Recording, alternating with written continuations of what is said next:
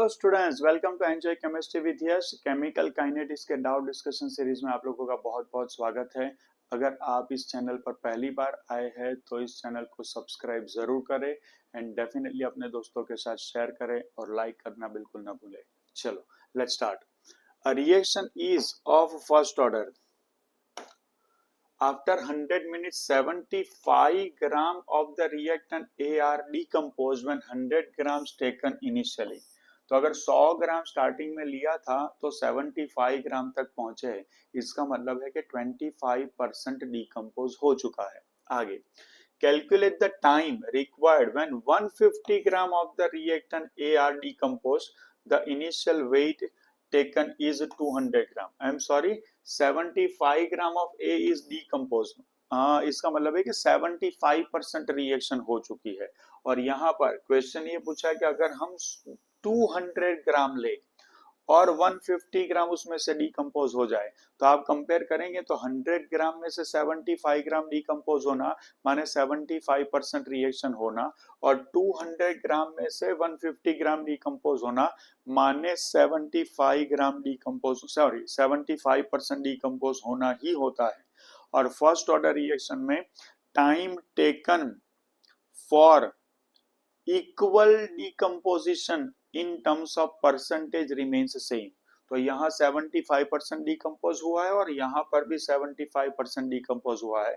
तो ये 75% डिकम्पोजिशन के लिए अगर 100 मिनट्स लगती है तो ये 75% डिकम्पोजिशन के लिए भी 100 मिनट्स का ही टाइम लगेगा। इससे आप मैथमेटिकली सॉल्व करने जाओगे ना तो बहुत लंबा टाइम निकल जाएगा। तो ये शॉर्टकट को ध्यान रखें। फिर से एक बार दोहरा देता हूं कि अगर वो जीरो ऑर्डर रिएक्शन है तो in equal time period amount of reactant consumed will be same और in first order reaction in equal time the percentage of reactant consumed या तो डिकम्पोज्ड रिमेन सेम परसेंटेज, जबकि जीरो ऑर्डर में रहता है amount. मान लो कि जीरो ऑर्डर में 10 मिनट में 10 मोल कंज्यूम होते हैं तो दूसरी 10 मिनट में भी रिमेनिंग में से 10 मोल कंज्यूम होंगे।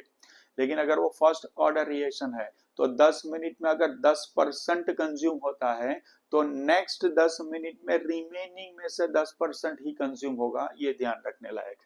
Next question, for which of the following the unit of rate and rate constant of the reactions are same? That is for zero order. क्यों? क्योंकि rate is equals to k, concentration की power n की value 0 हो जाएगी तो rate is equals to क्या हो जाएगा k। सो ये हो गया जीरो ऑर्डर रिएक्शन। चलो next, A gives product follows the first order kinetics. The half-life period of the reaction at initial concentration 0.2 mol per liter is 20 minutes. मैं आपको बता दूं कि फर्स्ट ऑर्डर रिएक्शन जो है ना उसका टी हाफ कंसंट्रेशन पर डिपेंडेंट ही नहीं है। तो आपको इनिशियल कंसंट्रेशन कुछ भी दे इससे कोई फर्क पड़ता नहीं है। तो 20 मिनट्स है। Then the value of rate constant will be, so यहाँ पर सेकंड इनवर्स में वैल्यू दी है और ये तो यूनिट ही नहीं आएगा। फर्स्ट ऑर्डर के लिए जो है वो होता है टाइम इनवर्स। अब आपको चेक करना है कि आंसर 4 आएगा, 20 आएगा या 0.034 आएगा। चलो अब इसकी एनालिसिस करते हैं। अब फॉर्मूला क्या है हमारे पास? फॉर्मूला है T half is equal to 0.693 upon K. So K is what? 0.693 upon T half. अब इसको ध्यान से देखें। 0.693 डिवाइडेड बाय मैं 20 मिनट्स डायरेक्ट कर लूं, ध्यान से देखना। तो आपको क्या लग रहा है कि 4 या 20 आंसर आ सकता है? 0.693 डिवाइडेड बाय 20 का आंसर ग्रेटर देन 1 तो कभी नहीं आएगा। तो ये ग्रेटर देन 1 है, ये ग्रेटर देन 1 है, ये भी ग्रेटर देन 1 है। हालांकि इसको तो हम पहले ही निकाल चुके हैं, ठीक है। तो इसे तो सॉल्व करने की भी जरूरत नहीं, आपका आंसर क्या हो जाएगा? 4। चलो correct statement about the first order reaction. First order reaction T completion, कभी भी फर्स्ट ऑर्डर रिएक्शन खत्म नहीं होती है तो उसका कंप्लीट होने का टाइम फाइनाइट नहीं होता है, इनफाइनाइट होता है। T half T half is 0.693 upon K, so it is independent of initial concentration, ये भी गलत है। Unit of K is mole litre inverse second inverse, तो इसका यूनिट होता है टाइम इनवर्स, तो ये भी गलत है। T half into K is constant, अभी अभी लिखा हुआ है, actually T half is also constant, लेकिन T half into K कर लोगे तो T half into K की वैल्यू हो जाती है 0.693, तो आप कह सकते हैं कि वो हो जाती है ln2, तो ये स्टेटमेंट करेक्ट है, तो आपका आंसर हो जाएगा 4। ठीक है, चलो स्टूडेंट्स, अब यहां से आगे हम एक्टिवेशन एनर्जी और dependence of rate constant over temperature discuss करेंगे। प्री एक्सपोनेंशियल फैक्टर ए या तो फ्रीक्वेंसी फैक्टर या तो आप कह सकते हैं कि आर्हेनियस कांस्टेंट के बारे में डिस्कस करेंगे। तो इसके लिए हमारे पास नॉलेज होना चाहिए आर्हेनियस इक्वेशन का। तो आर्हेनियस इक्वेशन क्या है उसके ऊपर अब हम डिस्कशन कर लेते हैं। Arrhenius equation that is k is equals to a e raise to minus E A upon R T. अब इसमें k है रेट कांस्टेंट, a है फ्रीक्वेंसी फैक्टर या तो आप कह सकते हैं आर्हेनियस कांस्टेंट या तो उसको प्री एक्सपोनेंशियल फैक्टर भी कहते हैं। अगर टेम्परेचर में बहुत ज्यादा चेंज नहीं है तब तक ये a की वैल्यू कांस्टेंट रहती है, लेकिन टेम्परेचर में आपने बहुत एब्रप्ट चेंज कर लिया, मान लो कि रिएक्शन हो रही थी 30-40 डिग्री सेल्सियस टेम्परेचर पर और अचानक ने आपने उसका टेम्परेचर कर दिया 500-600 डिग्री सेल्सियस, तो इतनी बड़ी टेम्परेचर रेंज में एक ही वैल्यू फिर कांस्टेंट नहीं रहती है। हाँ, अगर आपका टेम्परेचर है 35 डिग्री सेल्सियस, आपने 25 करा, 45 करा, 55 करा, 60, 70, इतनी छोटी टेम्परेचर रेंज में एक ही value for a given reaction constant रहती है। ठीक है, और ध्यान रखना किसी भी रिएक्शन के लिए एक ही वैल्यू टेम्परेचर के ऊपर डिपेंडेंट नहीं है। ठीक है ना, अगर टेम्परेचर छोटी रेंज में चेंज किया जाए। और दूसरा EA जो है EA अपना, तो ये जो EA है वो क्या है, वो है एक्टिवेशन एनर्जी।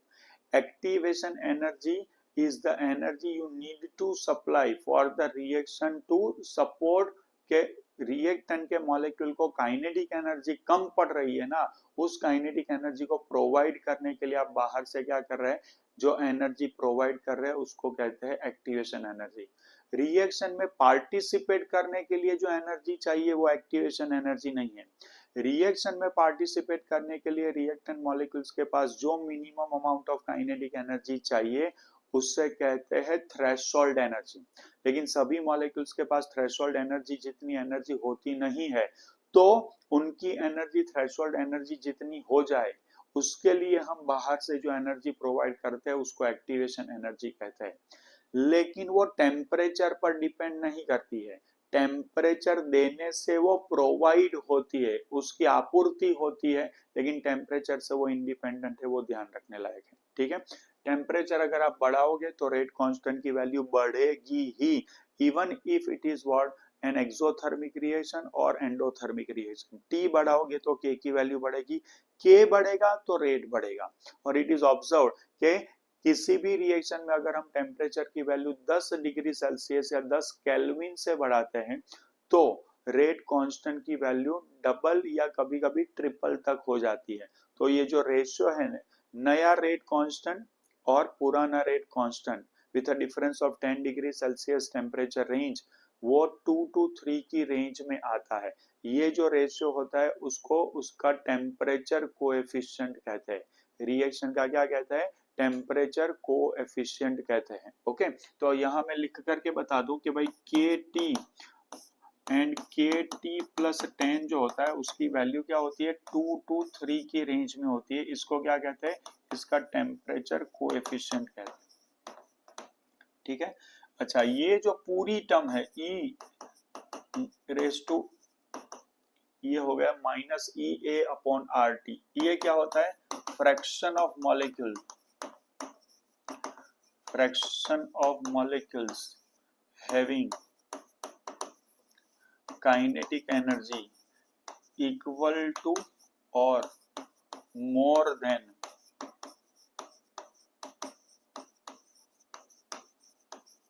Threshold energy. और एक्टिवेटेड कॉम्प्लेक्स ये इंडिकेट करता है, एक्टिवेटेड कॉम्प्लेक्स वाली जो थियरी है वो इंडिकेट करती है कि किसी भी रिएक्शन का डेल्टा एच जो होता है वो उस रिएक्शन को अगर हम forward activation energy minus reverse reaction की एक्टिवेशन एनर्जी का डिफरेंस अगर हम ले तो आप सेटिस्फाई कर सकते हैं। तो it's a difference of activation energy of forward reaction to reverse reaction, ठीक है।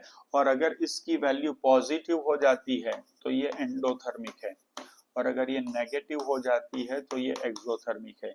इसका मतलब ये हुआ कि ई ए फॉरवर्ड ग्रेटर देन ई ए रिवर्स है तो ये एंडोथर्मिक है, और ई ए फॉरवर्ड लेस देन ई ए रिवर्स है तो ये एक्सोथर्मिक है। और इसका सिंप्लीफिकेशन अगर हम लॉग टर्म में करें, लॉग K2/K1, तो ये बन जाता है EA upon 2.303R T2 minus T1 upon T1 T2। ऐसा आप इसे सॉल्व कर सकते हैं। अब इसका ग्राफिकल वर्जन भी, दो वर्जन है, वो दोनों आप लोगों को पता होने चाहिए। एक तो ln K वर्सेस 1/T का अगर आप ग्राफ प्लॉट करें तो वो ग्राफ आएगा ऐसे, और उसको अगर आप एक्सट्रापोलेट कर दे तो यहाँ कट करेगा ln A से, और नेगेटिव स्लोप लाइन है तो negative slope is equals to हो जाएगा AB/BC is equals to minus EA/R। तो EA इज इक्वल्स टू हो जाएगा स्लोप इनटू R। लेकिन यही ग्राफ आपने प्लॉट कर दिया है लॉग से, that is log K versus 1/T।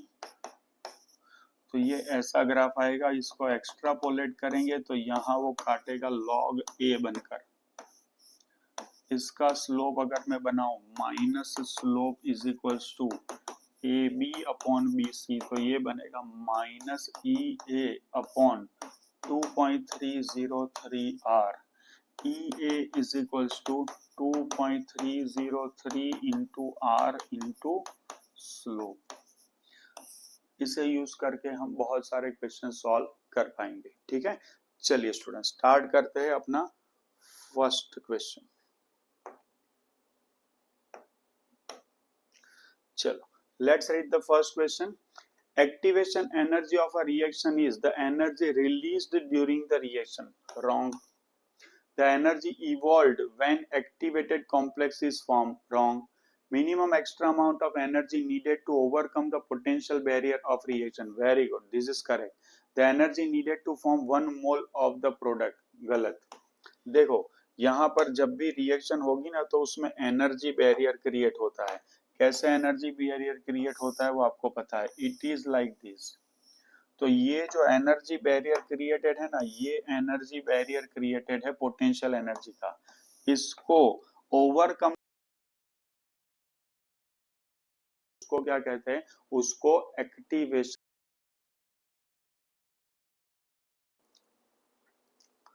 The minimum energy for the molecules to enter into a chemical reaction is called threshold energy. कुछ कंसेप्चुअल क्वेश्चंस होते हैं वो फटाफट कर लेने। The rate constant K1 of a reaction is found to be double that of rate constant K2 of another reaction. The relationship between the corresponding activation energy of the two reactions at same temperature. ध्यान से समझ लो कि K1 की value K2 से double है, तो EA को आप डबल ट्रिपल नहीं कर सकते हैं। ध्यान से समझ लेना। क्यों? क्योंकि K और EA का रिलेशनशिप जो है वो एक्सपोनेंशियल है। लेकिन इतना बहुत ही सिंपल है कि सेम टेम्परेचर पर अगर आप वो दो रिएक्शन करवा रहे हैं और K1 की वैल्यू ज्यादा है, K1 की वैल्यू क्या है, ज्यादा है, तो उसकी एक्टिवेशन एनर्जी कम होगी। तो आप इतना ही कह सकते हैं कि EA1 की वैल्यू EA2 से स्मॉल होगी। डबल ट्रिपल 4 टाइम्स ऐसा कोई रिलेशनशिप हम एस्टेब्लिश नहीं कर सकते हैं। चल, तो E1 की वैल्यू E2 से कम होगी, ठीक है। चलो,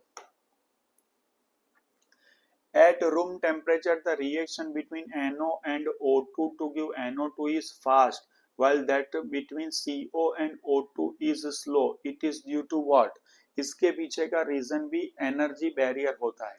जिस रिएक्शन का रेट स्लो होता है ना, उस रिएक्शन का एनर्जी बैरियर ज्यादा होता है, या तो आप कह सकते हैं कि उसके लिए रिक्वायर्ड एक्टिवेशन एनर्जी क्या होती है, बहुत ज्यादा होती है। और अगर एक्टिवेशन एनर्जी ज्यादा है तो सराउंडिंग में से उसको इजीली नहीं मिल पाएगी।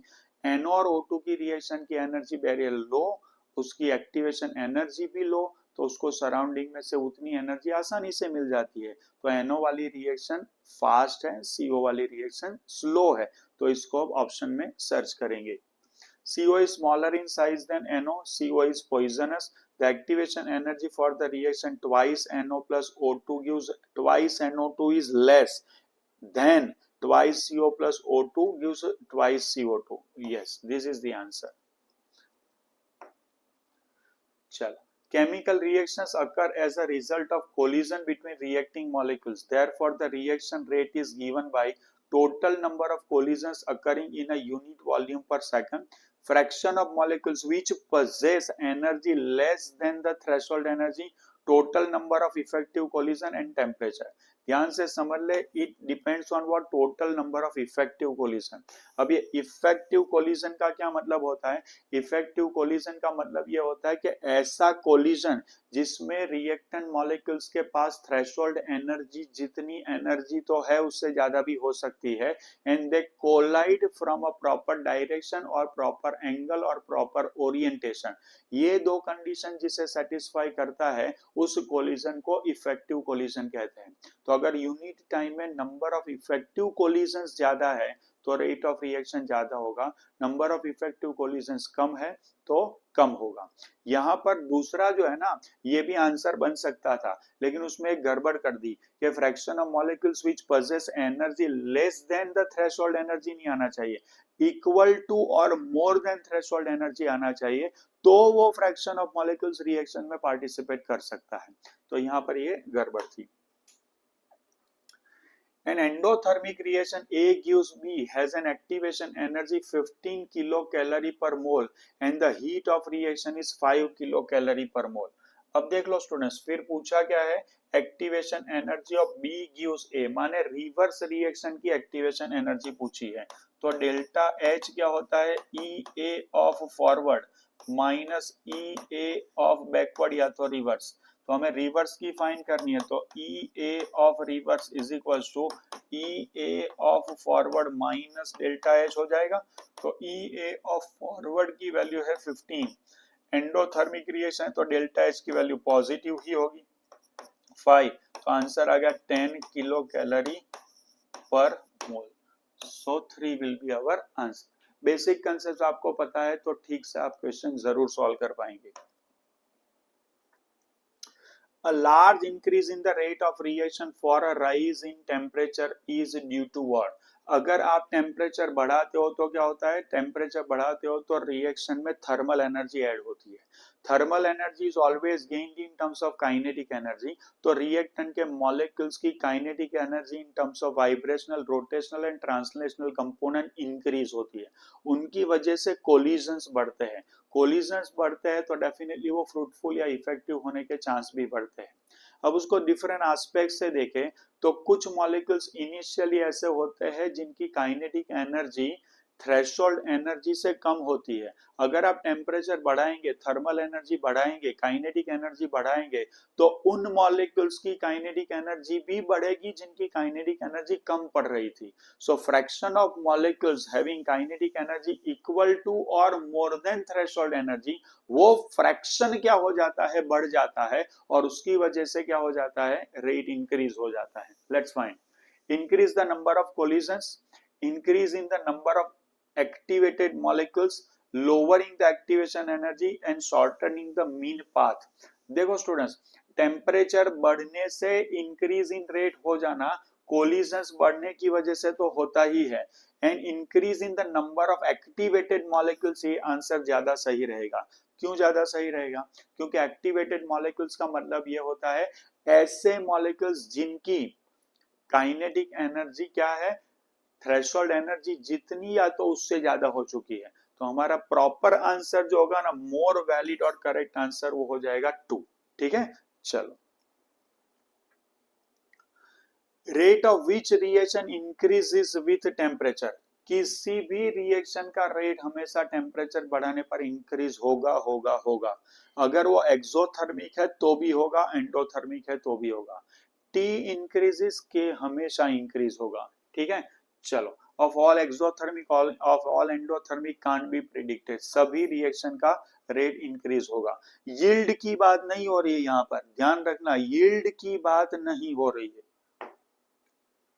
The rate of a chemical reaction doubles for every 10 degrees Celsius rise in the temperature. If the temperature is increased by 60 degrees Celsius, the rate of reaction increases by, अब ध्यान से देखना, temperature change कितना हुआ, temperature change कितना हुआ 60 degree का, और उसको 10 से अगर मैं डिवाइड करूं तो कितनी फ्रीक्वेंसी में चेंज हुआ, 6 टाइम्स चेंज हुआ, 10 10 10 10 10 10, कुल 6 बार इंक्रीज हुआ।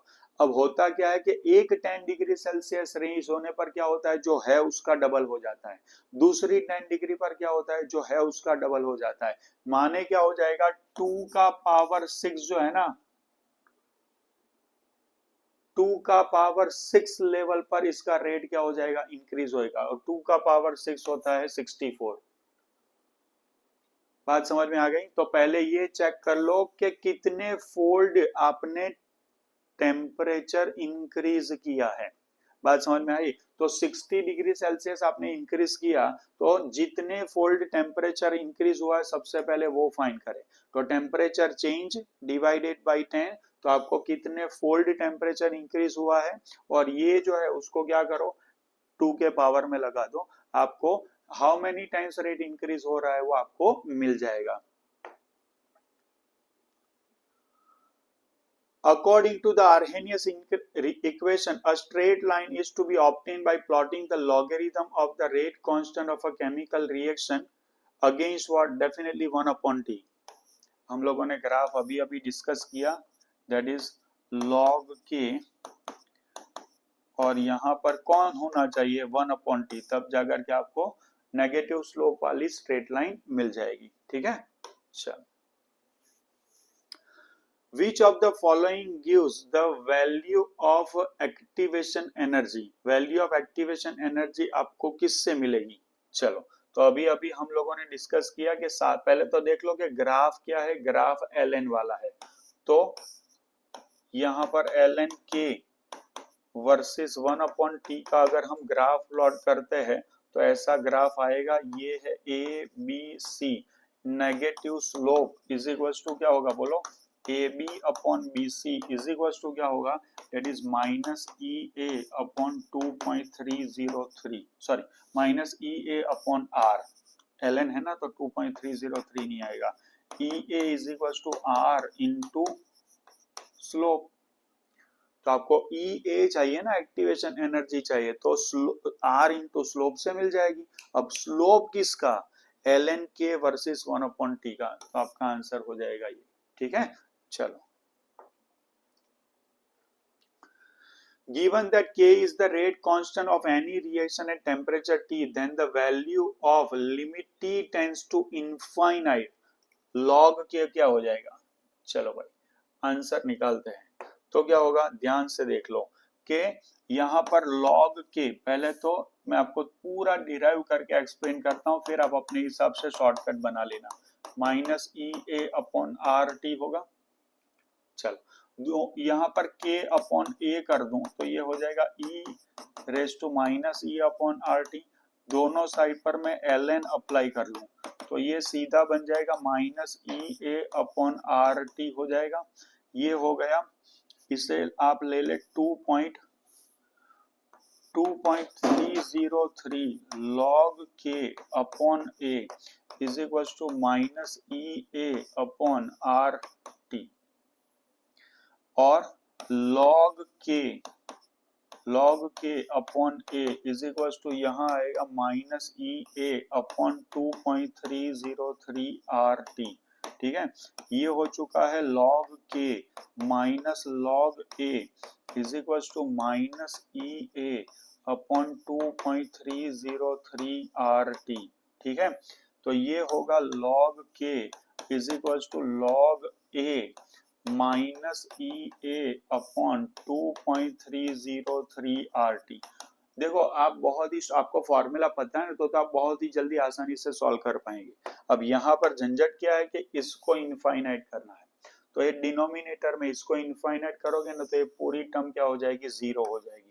सो log k is equal to क्या हो जाएगा, log a हो जाएगा।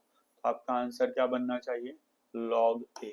ठीक है, देखो फॉर्मूला आपको पता है तो आपको काम बहुत ही आसान हो जाएगा, लेकिन मैंने पूरा डिराइव करके आपको बताया है।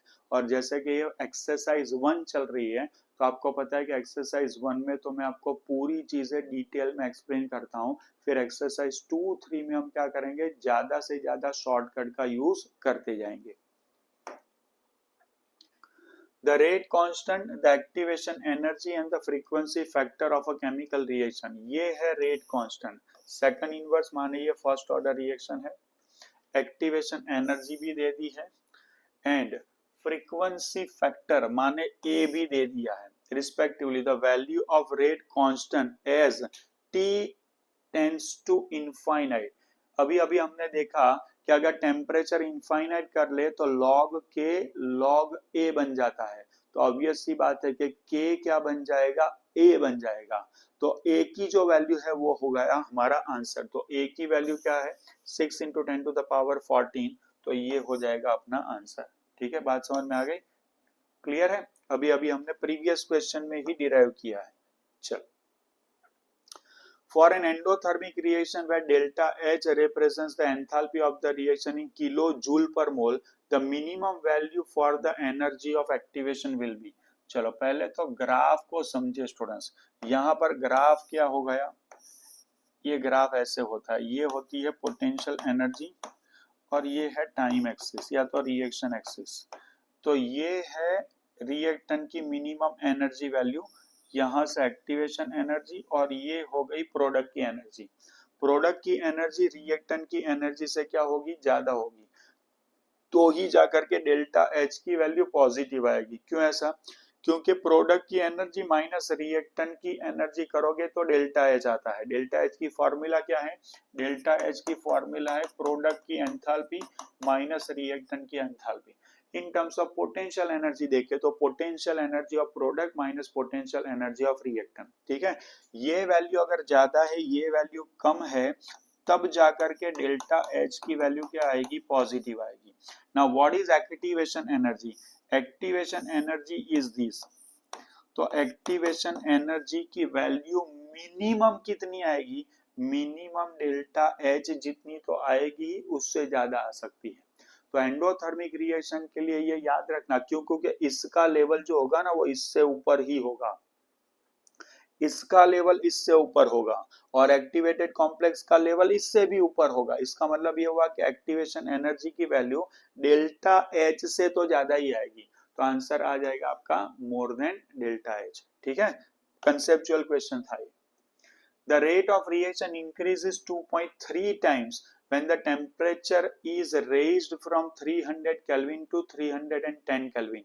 If K is the rate constant at 300 K, then the rate constant at 310 Kelvin would be what? Rate of reaction increase हो रहा है, ध्यान से, रेट कांस्टेंट नहीं बोल रहा है, रेट ऑफ रिएक्शन बोल रहा है। लेकिन ध्यान से समझ लेना कि रेट ऑफ रिएक्शन क्या होता है, रेट ऑफ रिएक्शन की फॉर्मूला है ये, कंसंट्रेशन की पावर एन, एन हो गया ऑर्डर ऑफ रिएक्शन। यहाँ कंसंट्रेशन में कोई चेंज नहीं कर रहे हैं, फिर भी चेंज किस में हो रहा है, टेम्परेचर में। टेम्परेचर चेंज होने से क्या बदलता है, रेट कांस्टेंट बदलता है, और रेट कांस्टेंट बदलने से रेट बदलता है। अब यहाँ क्वेश्चन में उल्टा जाना है हमें कि टेम्परेचर चेंज हुआ, रेट बदला, तो रेट किसकी वजह से बदला होगा, रेट कांस्टेंट की वजह से बदला होगा। तो हुआ क्या है कि 10 डिग्री सेल्सियस चेंज करने पर इंक्रीज किया है, चेक करो 300 से 310 किया है, उससे रेट अगर 2.3 टाइम्स हो गया है, that is just due to K नया रेट कांस्टेंट जो है वो पुराने रेट कांस्टेंट से क्या हो चुका होगा, 2.3 टाइम्स हो चुका है। ड्यू टू दैट रीजन नया जो रेट है वो पुराने रेट से 2.3 टाइम्स हो चुका है। So your answer should be this.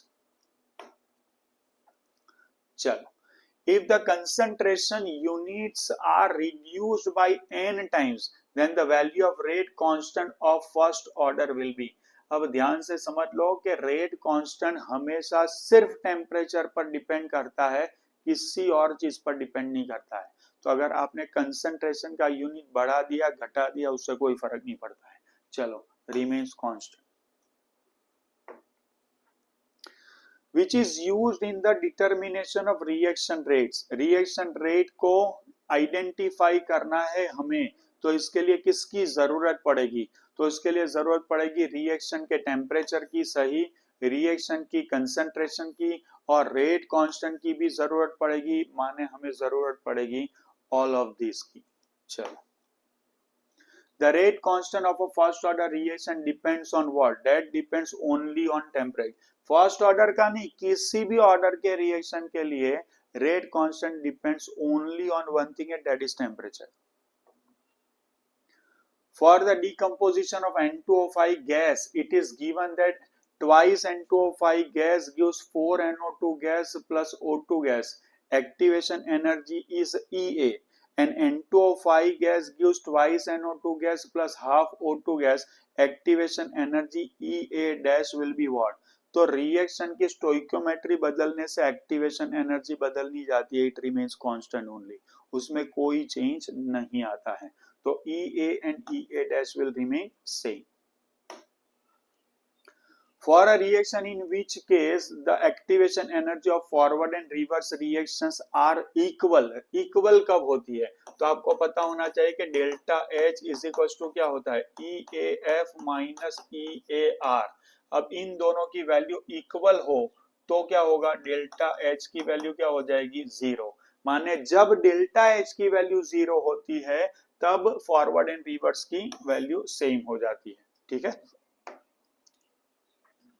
The energy of activation of forward reaction is 50 kilocalorie। The energy of activation of its backward reaction, तो वो कुछ भी हो सकती है, वो ग्रेटर भी हो सकती है, लेस भी हो सकती है। अगर ये रिएक्शन एंडोथर्मिक है तो उसकी वैल्यू 50 किलो कैलोरी से लेस होगी ताकि डिफरेंस पॉजिटिव आए। अगर वो एक्सोथर्मिक है तो उसकी वैल्यू फॉरवर्ड रिएक्शन से ज्यादा हो सकती है ताकि EA forward minus EA reverse की वैल्यू नेगेटिव आए, दैट उसके रिएक्शन डेल्टा H नेगेटिव, माने रिएक्शन इज एक्सोथर्मिक। तो either greater or less than 50 kilocalorie। N exothermic reaction बोल दिया है, ध्यान से देख लेना, exothermic reaction X gives Y has an activation energy 30 kilojoule per mole। The energy change during the reaction is this, then the activation energy of the reverse reaction is। चलो भाई, एकदम आसान है, फिर भी मैं आपको सॉल्व करके दिखा देता हूं। चलो, delta H is equal to EA forward minus EA reverse, तो EA reverse is equal to EA forward minus delta H होगा, और ये है 30 माइनस माइनस 20, गड़बड़ ना करे, 30 plus 20 is equal to 50 kilo joule, ठीक है। तो आंसर विल बी दिस। चलो, Which of the following plot is in accordance with the Arrhenius equation? चलो भाई, Arrhenius equation के लिए log k वर्सेस 1/t का प्लॉट होना चाहिए, लेकिन प्लॉट गलत है, ये log k वर्सेस t भी गलत है, k वर्सेस 1/t भी नहीं आता, log k वर्सेस 1/t आता है, या तो ln k वर्सेस 1/t आता है। So answer is 3। The rate of reaction increases with increase in temperature because क्या होता है, बिकॉज होता है कि जब भी आप टेम्परेचर बढ़ाते हो, आप थर्मल एनर्जी बढ़ाते हो, आप काइनेटिक एनर्जी बढ़ाते हो, तो ऐसे कुछ चंद मॉलिक्यूल्स जिनकी काइनेटिक एनर्जी थ्रेशोल्ड एनर्जी से कम पड़ रही थी ना, उसकी काइनेटिक एनर्जी बढ़ जाएगी. So you can say fraction of molecules having kinetic energy equal to और मोर देन थ्रेशोल्ड एनर्जी क्या हो जाती है, बढ़ जाती है. Let's see. Collision is increase, हाँ ये फ्रैक्शन ऑफ एनर्जी जो होती है वो बढ़ जाती है, सही. Mechanism of reaction is change, ये वैलिड नहीं है. तो आंसर हो जाएगा आपका 3. चलो. For a certain gaseous reaction, rise of temperature from 25 degrees Celsius to 35 degrees Celsius doubles the rate of reaction. What is the value of activation energy? चलो भाई, doubles the reaction, क्या हुआ, rate of reaction. So R2 is equals to twice R1. This is just if only temperature change is responsible na, then you can say that K2 is equals to twice K1. So K2 upon K1 की value हो जाएगी 2. Concentration बदलने से भी rate बदलता है, लेकिन यहाँ सिर्फ टेम्परेचर बदलने की ही बात कर रहे हैं. तो अब ध्यान से देखना इसको. यहाँ पर हमारे पास फॉर्मूला है log K2 upon K1 is equals to EA upon 2.303 R T2 minus T1 upon T1 T2. चलो, तो ये हो चुका है log 2, ये है EA, ये है 2.303. R की फॉर्म में ही सारे आंसर है, तो मैं R 25 degree Celsius and 35 degree Celsius माने 308 केल्विन माइनस 298 केल्विन, 308 एंड 298.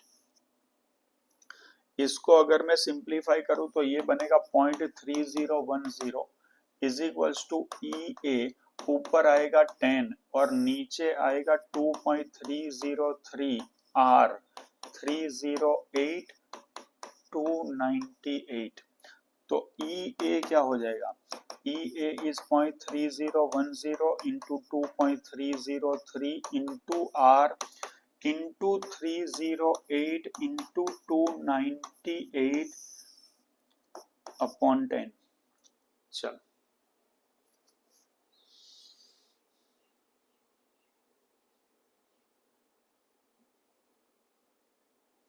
अच्छा, इनका मल्टीप्लीकेशन करेंगे तो 0.693 आएगा, जो हमने टी हाफ की formula for first order reaction बना रखी है ना, उसमें है.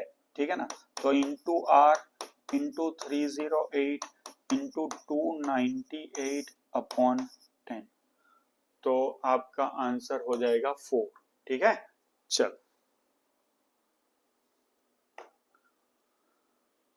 for producing the effective collisions the colliding molecules must possess what? दो चीजें चाहिए. एक तो उसके पास मिनिमम काइनेटिक एनर्जी होनी चाहिए, दैट इज इक्वल टू और मोर देन थ्रेशोल्ड एनर्जी, और दूसरी कंडीशन ये है कि they must collide with each other from a proper direction, angle, orientation, कोई भी वर्ड हो सकता है. A certain minimum amount of energy चाहिए, एनर्जी इक्वल टू और ग्रेटर देन थ्रेशोल्ड एनर्जी चाहिए, प्रॉपर ओरिएंटेशन चाहिए, and threshold energy as well as proper orientation of collision ये चाहिए. इंडिविजुअली सारे सही है, लेकिन ये एक ऐसा ऑप्शन है जिसमें सारे ऑप्शंस को कंबाइन करके बताया गया है. The half life of a reaction dash of the temperature. Half life ध्यान से देख लो कि T half generally is proportional to A की concentration power 1 minus n, लेकिन K हमेशा डिनोमिनेटर में है. तो अगर टेम्परेचर इंक्रीज होता है तो K इंक्रीज होगा, तो T हाफ क्या होगा, डिक्रीज होगा. ठीक है. चलो, तो half life of a reaction of temperature क्या होता है, टेम्परेचर बढ़ेगा तो T हाफ डिक्रीज होगा. तो decrease is with increase, so reaction decreases with increase in temperature, so third will be the answer. Okay, 105, the activation energy for a chemical reaction depends on what? Activation energy किसी माने temperature पर वो depend नहीं करती है, reaction में participate करने वाले रिएक्टेंट की ये इंट्रिंसिक प्रॉपर्टी है, ठीक है। तो यहाँ पर टेम्परेचर आंसर नहीं आएगा, nature of reacting species answer आएगा, कंसंट्रेशन पर डिपेंड नहीं करती है और कोलिजन फ्रीक्वेंसी पर भी वो डिपेंड नहीं करती, वो डिपेंड करती है किस पर के रिएक्ट करने वाले कंपोनेंट जो है ना उसके नेचर पर वो डिपेंड करती है। चलो next question, during the decomposition of an activated complex some energy is absorbed, some energy is released, no energy change both 1 and 2। Generally जब डिकम्पोज होता है ना तो एनर्जी रिलीज होती है और ओवरऑल एनर्जी क्या हो जाती है, डाउन होती है, ठीक है। चल सम एनर्जी इज रिलीज्ड।